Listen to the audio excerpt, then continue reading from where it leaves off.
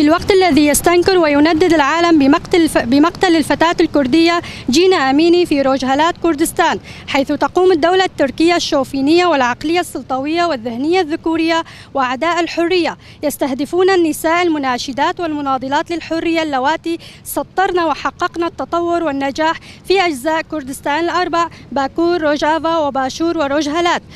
يقوم النظام المللي والنظام الشوفيني التركي بارتكاب الجرائم وباستهداف هؤلاء المناضلات والناشطات.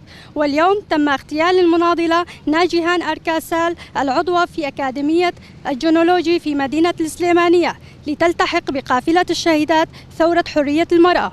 ونحن كمنظمة سارة لمناهضة العنف ضد المرأة ندعو جميع النساء الكرديات في أجزاء كردستان الأربعة وشعبنا في أوروبا وجميع الأحزاب الكردية إلى توحيد صفوفهم واتخاذ موقف صارم ضد هذه الهجمات الهمجية التي تستهدف النساء الكرديات الذين ينادون بحرية المرأة وحقوقها. كما ندعو المجتمع الدولي وحقوق الإنسان بمحاسبة الحكومة التركية والإيرانية بكف هذه الجرائم ضد النساء ووقف العدوان التركي على أنحاء كردستان.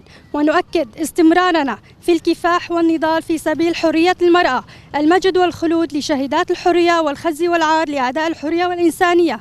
منظمة سارة المركزية 16/2022.